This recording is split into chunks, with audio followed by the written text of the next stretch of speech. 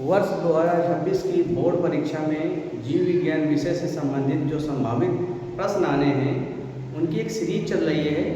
पहली सीरीज को बहुत सराहा गया। दूसरी सीरीज में मैं उन टॉपिक्स को कवर करने जा रहा हूं जो आपकी बोर्ड की इस परीक्षा में आने के लिए संभावित प्रश्न हो सकते हैं। अगर आप इनकी तैयारी बहुत अच्छे से कर लेंगे तो अच्छे नंबर भी प्राप्त कर सकते हैं। इसी क्रम में आप व्हाइट बोर्ड पर देख सकते हैं, आनुवंशिकता वाले जेनेटिक्स वाले चैप्टर से है। आनुवंशिकता या वंशागत इसकी परिभाषा पूछी जा सकती है। मेंडेलवाल टाइप का एक प्रश्न आ सकता है, इसमें मेंडल के बारे में लिखना होगा और मेंडल के नियमों के बारे में लिखना होगा। ये प्रश्न दूसरे तरीके से पूछा जा सकता है कि जैसे मेंडल के नियमों का प्रतिपादन कीजिए, इस तरीके से पूछा जा सकता है। वंशागत का क्रोमोसोम वार, ये भी एक प्रश्न 2 नंबर में अक्सर पूछ लिया जाता है। लिंग संलग्न लक्षण या आनुवंशिक रोग, या तो कह देगा प्रश्न में लिंग संलग्न लक्षणों के बारे में बताओ, या तो कह देगा आनुवंशिक रोगों के बारे में बताओ। तो आपको वाराणता और हीमोफीलिया जो कि सिलेबस में है इनके बारे में पूछा जा सकता है, लिखना पड़ेगा। ठीक है।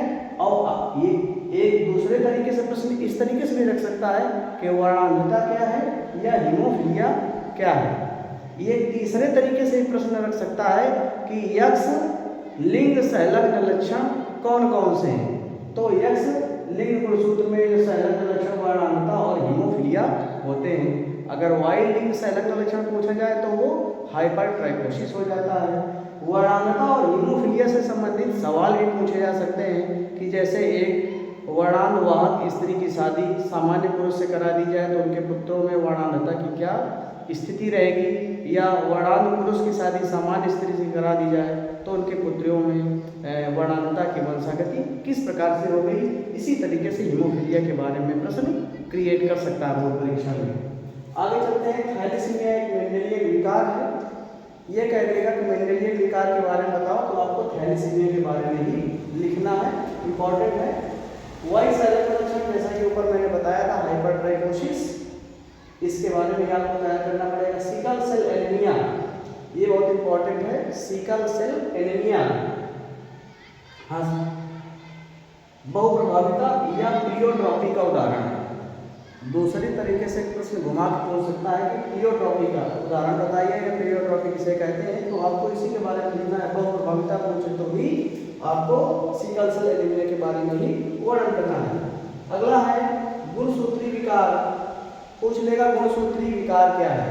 यह पूछ लेगा कि सिंड्रोम किसे कहते हैं, या फिर ये भी पूछ सकता है डायरेक्ट डाउन सिंड्रोम क्या है, टर्नर सिंड्रोम क्या है, क्लाइनफेल्टर सिंड्रोम क्या है। मुझे लगता है इन 3 में एक आपके पेपर में आना जरूर चाहिए इस वर्ष।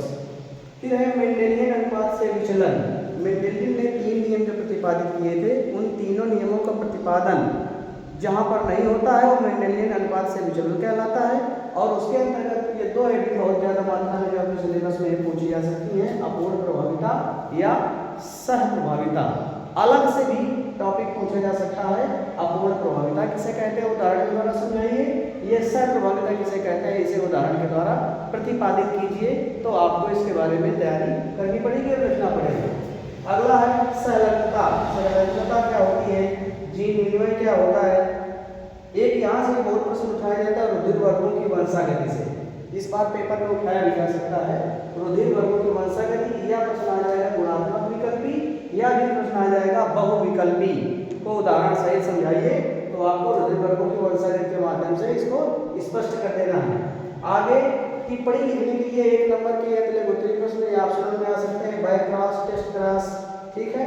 बाय क्रॉस मीन्स प्रतीक संकरण, टेस्ट क्रॉस मीन्स परीक्षार्थ संकरण। एलील्स क्या होते हैं, होमोजाइगस या समयुग्मजी हिंदी इसकी होती है, हेटेरोजाइगस या विषम युग्मजी इसकी हिंदी होती है। इसी क्रम में आगे है मोनोसोमी, ट्राइसोमी, एपिसोमी, टेट्रासोमी। ये क्या होता है, इसको उदाहरण के द्वारा स्पष्ट कीजिए। तो ये कुछ प्रश्न हैं जो आपके वंशागत तथा विविधता के सिद्धांत नामक चैप्टर से पूछे जा सकते हैं। इसी क्रम में आगे वंशागत का आणविक आधार चैप्टर आता है, उससे भी कुछ प्रश्न पूछे जा सकते हैं जिनको मैं आगे क्रम से लिखने जा रहा हूँ। तो आपने लिख दिया होगा या इसका स्क्रीनशॉट ले लें।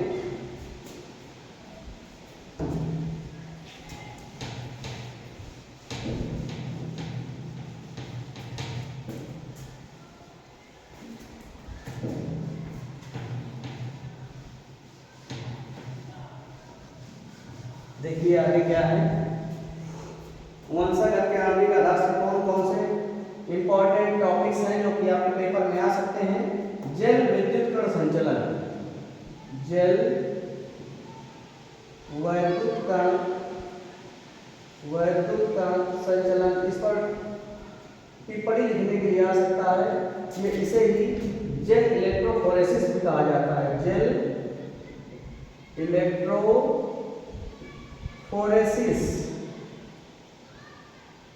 जेट इलेक्ट्रोफोरेसिस ये हिंदी में भी लिख करके आ सकता है, आपको इसको तैयार करना है बहुत अच्छे से, आपके पेपर में आ सकता है। डीएनए का न्यूक्लियोसोम मॉडल, डीएनए का न्यूक्लियोसोम मॉडल, न्यूक्लियोसोम मॉडल ये क्या होता है। डीएनए का न्यूक्लियोसोम मॉडल, डीएनए की लंबाई बहुत होती है लेकिन वो किस तरीके से एक जगह पर बिल्कुल गुथा हुआ रहता है, जैसे कि ऊन का माताएं पहले जब स्वेटर सिलती है तो उनको बिल्कुल गोल गोल गुल्ला बना लेती हैं, उसी तरीके से भी सेटल रहता है। कौन कौन सी प्रोटीन्स होती है इसमें, ठीक है, उसको सारे तरीके से पढ़ना है किस तरीके का मॉडल है। चित्र सहित इसका मॉडल लिखने को आ सकता है, बहुत इंपॉर्टेंट है पेपर में आने के लिए। मानव genome project, genetic code, genetic code, भारतीय वैज्ञानिक डॉक्टर हरगोविंद खुराना ने इसको तैयार किया था। जेनेटिक कोड बहुत इंपॉर्टेंट है पेपर के लिए। आगे है मानव जीनोम प्रोजेक्ट, मानव जीनोम प्रोजेक्ट, मानव जीनोम प्रोजेक्ट तथा इसकी विशेषताएं, तथा इसकी विशेषताएं, मानव जीनोम प्रोजेक्ट तथा इसकी विशेषताएं, ये भी पेपर में आ सकता है, इसको तैयार करिए। B DNA, Z DNA, B DNA, B DNA क्या होता है तथा जेड डीएनए क्या होता है, इस पर टिप्पणी लिखने के लिए आ सकती है पेपर में। इसके आगे डीएनए के प्रकार, डीएनए के प्रकार भी लिखने के लिए आ सकते हैं, जिसमें आपके ये भी प्रश्न समाहित हो जाएगा, ठीक है। लैक ओपेरॉन मॉडल क्या होता है, बहुत पेपर में आता है। लैक ओपेरॉन मॉडल किसी न किसी सेट में जरूर इसको दे दिया जाएगा। Lac operon model, this is the most important topic. सिद्ध करो, एक है प्रश्न, सिद्ध करो कि डीएनए ही आनुवंशिक पदार्थ, आनुवंशिक पदार्थ है,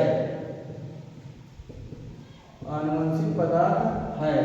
एक ग्रिफिथ ने प्रयोग किया था, एक हर्शे और चेज ने प्रयोग किया था। ये लिख करके आ सकता है कि ग्रिफिथ का उदाहरण देते हुए, या फिर लिख के आ सकता है हर्शे चेज का उदाहरण प्रस्तुत करते हुए ये सिद्ध करिए कि डीएनए ही एक आनुवंशिक पदार्थ है। तो आपको दोनों ही उदाहरण तैयार करना है, ठीक है। फिर डीएनए की संरचना, डीएनए की संरचना, किस प्रकार से डीएनए बना होता है, किन किन चीजों से मिलकर के बना होता है। Double helix model, double helix model जो प्रस्तुत किया गया था वाटसन और क्रिक महोदय के द्वारा, जिसके लिए उन्हें नोबेल पुरस्कार दिया गया था, ठीक है। विल्किंस महोदय का भी उसमें योगदान था। तो उस मॉडल को, डबल हेलिक्स मॉडल को आपको तैयार करना है डीएनए की संरचना के रूप में, ठीक है।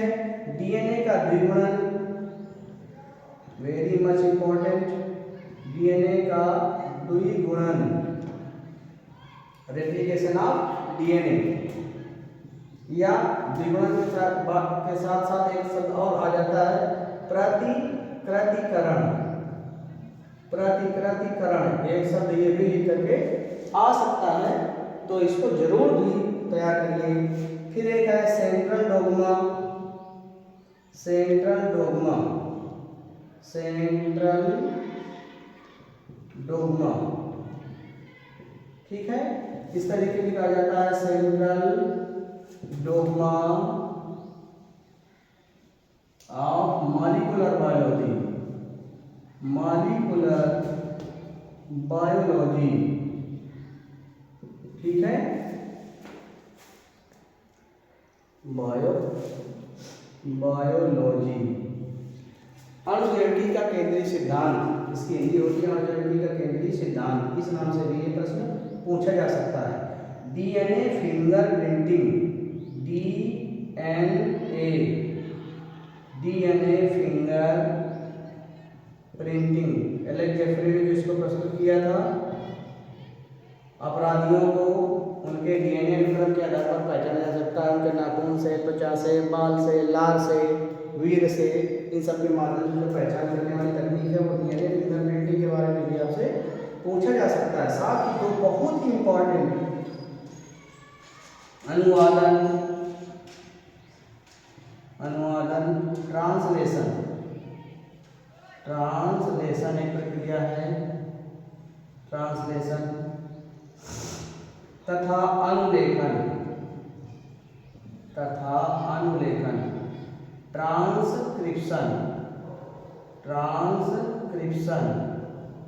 ठीक है बच्चों, ये इतनी इंपॉर्टेंट क्रियाएं हैं कि यूपी बोर्ड या बिहार बोर्ड के किसी न किसी पेपर सेट में इनको आना ही है, या फिर एक से अधिक पेपर सेट में इनको आना ही है।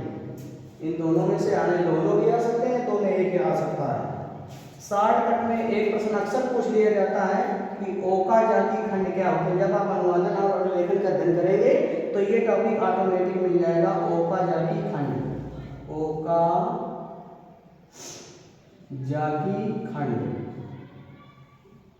ये पेपर में आता है। ठीक है, आगे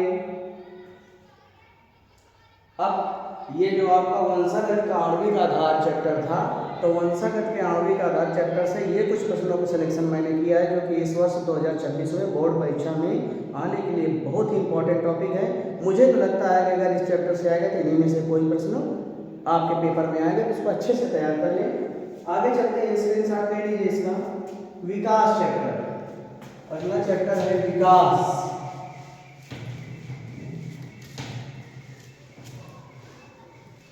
किस तरीके से सजीवों का विकास हुआ है, निर्जीवों से सजीवों का विकास हुआ है, कौन कौन से विकास की परिकल्पनाएं प्रस्तुत की गई हैं समय समय पर वैज्ञानिकों के द्वारा, ये सारी की सारी चीज़ें इसमें पूछी जाएंगी। कुछ टॉपिक्स मैंने इस विकास चैप्टर से सेलेक्ट किए हैं, इस विकास चैप्टर से कुछ टॉपिक सेलेक्ट किए हैं। देखते हैं ये क्या है।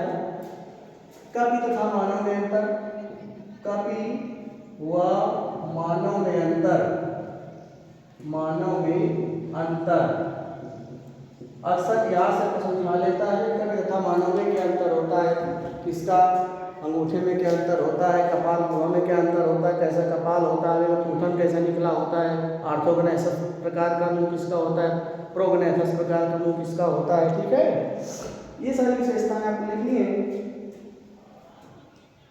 क्रोमैग्नन मानव, इस पर टिप्पणी लिखने के लिए आ सकती है। क्रोमैग्नन मानव तथा ऑस्ट्रेलोपिथेकस मानव,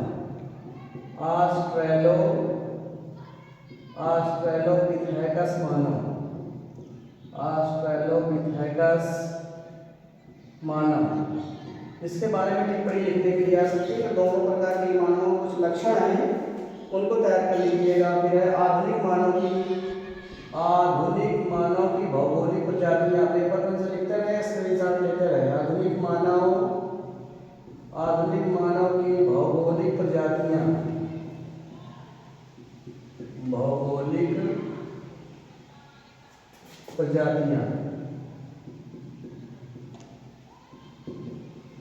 भौगोलिक प्रजातियां होती हैं जैसे काकेसाइड, नेग्रॉइड, ऑस्ट्रेलॉइड। ठीक है ना, तो इस प्रकार की जो प्रजातियां होती है मतलब उनको लिखना है। कहाँ पर मानव का उद्गम हुआ, फिर वहाँ से उन्होंने किस तरीके से पलायन किया, अलग अलग जगह जा करके उस परिवेश के अनुसार ढल गए और उनका शारीरिक रचना भी वहाँ के पर्यावरण के अनुसार अनुकूलित हो गया। तो किस किस प्रकार के मानव अलग अलग भौगोलिक परिस्थितियों में क्या कहलाए, वही पूछ सकता है। या फिर पूछ सकता है काकेसाइड मानव किसे कहते हैं, ऑस्ट्रेलॉइड मानव किसे कहते हैं, निग्रॉइड मानव किसे कहते हैं। ठीक है ना, इस तरीके से पूछ सकता है। अगला टॉपिक क्या पूछ सकता है इसमें, जेनेटिक ड्रिफ्ट, जीन अपवाहन। ये बहुत पूछा जाता है इस समय का ट्रेंडिंग टॉपिक है जीन अपवाहन या जेनेटिक ड्रिफ्ट। ड्रिफ्ट। यहाँ से प्रश्न क्रिएट कर सकता है।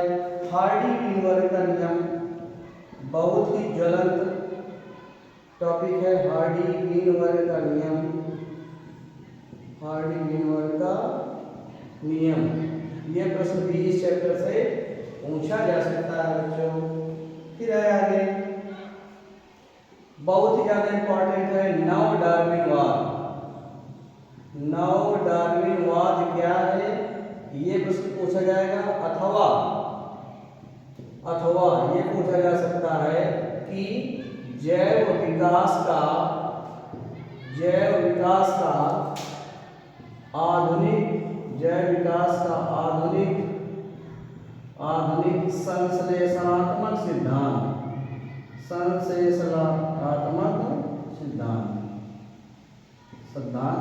क्या है। डॉब्लेंसी के द्वारा जो प्रस्तुत किया गया है, ये सिद्धांत किस वैज्ञानिक के द्वारा प्रस्तुत किया गया, ये भी एक नंबर में पूछा जा सकता है।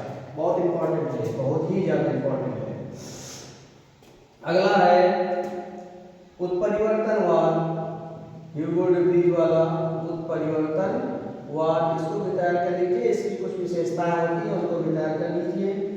आगे है जैव विकास के संबंध में प्रमाण। जैव विकास के संबंध में प्रमाण। कई प्रकार के जैव विकास के संबंध में प्रमाण पाए गए, ठीक है। जैसे कि संयोजी कणियों से प्रमाण हो गया, जीवाश्मिकी से प्रमाण हो गया, भ्रमणकी से प्रमाण हो गया, ठीक है। इस तरीके से बहुत सारे प्रमाण होते हैं, उनको आप तैयार करिए। और पार्टिकुलरली एक प्रमाण भी पूछा जा सकता है पेपर में, ठीक है। तो अच्छे से तैयार कर लेंगे तो कोई ना कोई तो फंस ही जाएगा पेपर में। आगे है, और ये भी बहुत ज़्यादा इंपॉर्टेंट जो मैं लिखने वाला हूँ, अपसारी विकास, अपसारी विकास व अभिसारी विकास। अपसारी विकास या अभिसारी विकास एक अनुकूली विकिरण करके भी आ सकता है। अनुकूली विकिरण करके भी प्रश्न आ सकता है, जो किसी से रिलेटेड है। इसमें डार्विन की फिंचों के उदाहरण से पूछ सकता है। डार्विन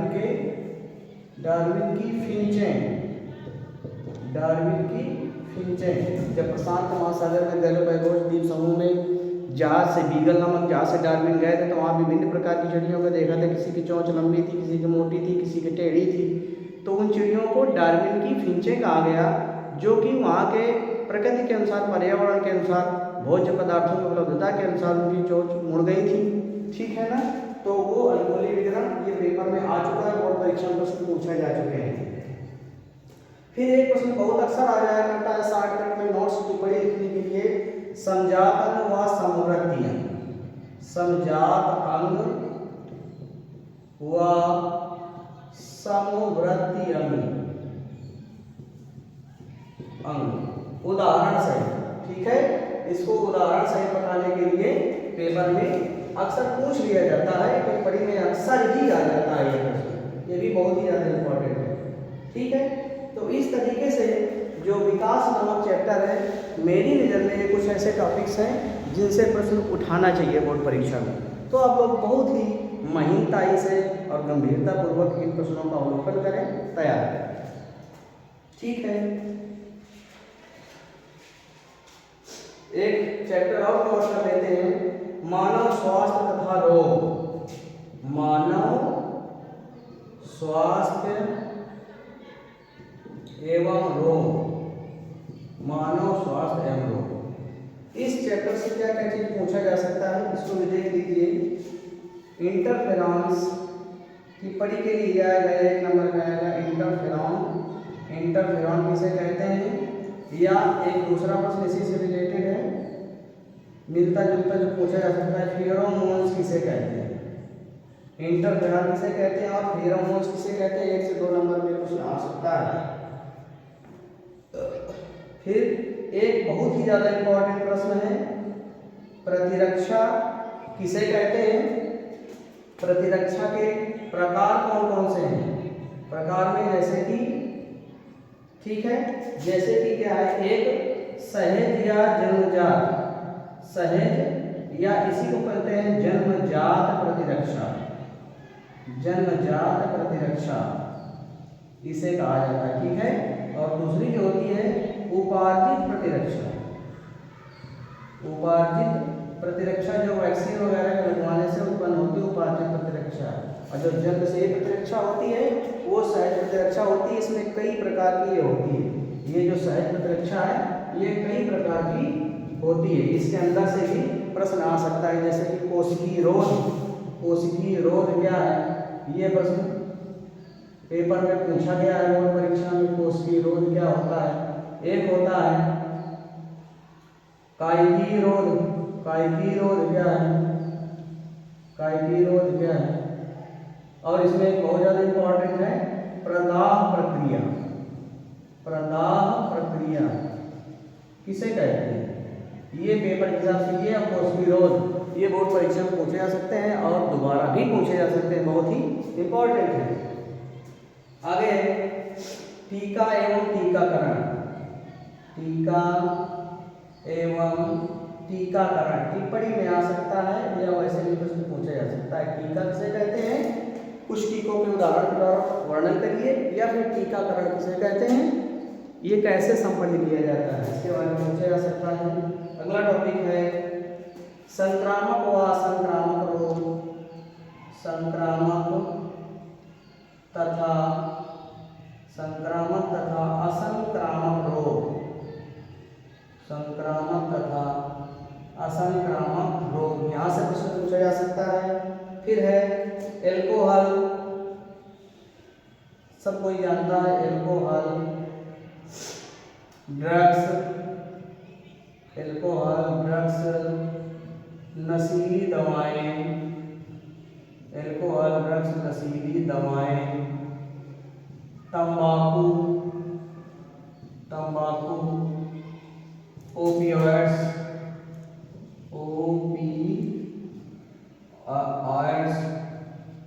ओपियोइड्स एटसेट्रा, इनसे भी प्रश्नों को पूछा जा सकता है। कैंसर, कैंसर के बारे में, एड्स के बारे में, एड्स के बारे में भी पूछा जा सकता है। कैंसर और एड्स को भी अच्छी तरीके से आप लोग को तैयार करना है, ठीक है।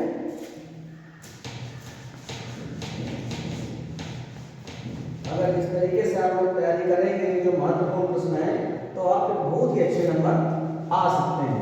अब देखिए पढ़ना तो पड़ेगा, बिना पढ़े तो अच्छे नंबर लाना संभव नहीं है। पास हो सकते हैं लेकिन अच्छे नंबर लाना बिना पढ़े संभव नहीं है।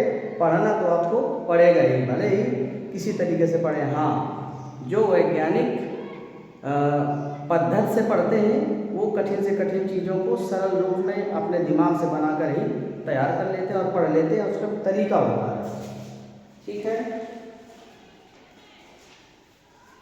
अब मानव कल्याण में सूक्ष्म जीव, मानव कल्याण में सूक्ष्म जीव चैप्टर, मानव कल्याण में सूक्ष्म जीव,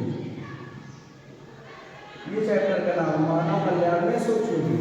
तो एक प्रश्न तो यही आ सकता है कि मानव कल्याण के लिए सूक्ष्म जीवों का क्या महत्व है, ये लॉन्ग आंसर भी बन सकता है। तो जो जो महत्व है चिकित्सा क्षेत्र में, अनुसंधान क्षेत्र में, डेयरी क्षेत्र में, व्यवसायिक क्षेत्र में, ठीक है, तो तरह तरह के जो क्षेत्र हैं उसमें सूक्ष्म जीवों की क्या भूमिका है उस पर, उसके महत्व पर प्रकाश डालते हुए आपको लॉन्ग आंसर लिखना है। शॉर्ट आंसर के रूप में पूछा जा सकता है बायोगैस क्या है, ये पूछा जा सकता है बायोगैस, आप लोग तैयार कर सकते हैं। प्रतिजैविक, प्रतिजैविक इन्हें कहा जाता है एंटीबायोटिक्स, एंटीबायोटिक्स, ठीक है, प्रतिजैविक एंटीबायोटिक्स। जैविक खेती या कार्बनिक खेती, जैविक खेती पूछा जा सकता है अथवा कार्बनिक खेती, ठीक है, इस तरीके से प्रश्न पूछा जा सकता है। फिर है आपका किण्वित पेय पदार्थ क्या होते हैं, किण्वित किण्वित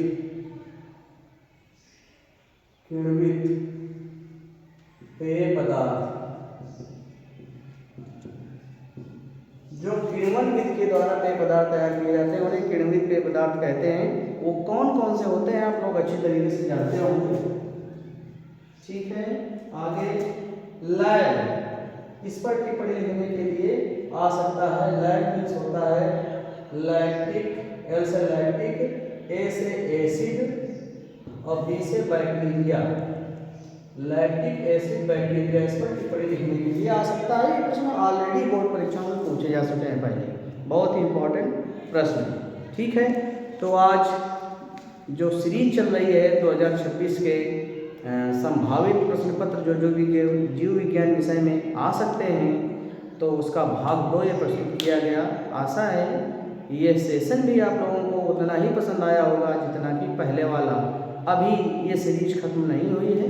अगर आप लोगों को पसंद हुआ हो यह सेशन, तो आप लोग लाइक और सब्सक्राइब कर सकते हैं और इस वीडियो को अपने दोस्तों के साथ शेयर भी कर सकते हैं ताकि उनका भी कुछ कल्याण हो जाए। ठीक है, धन्यवाद।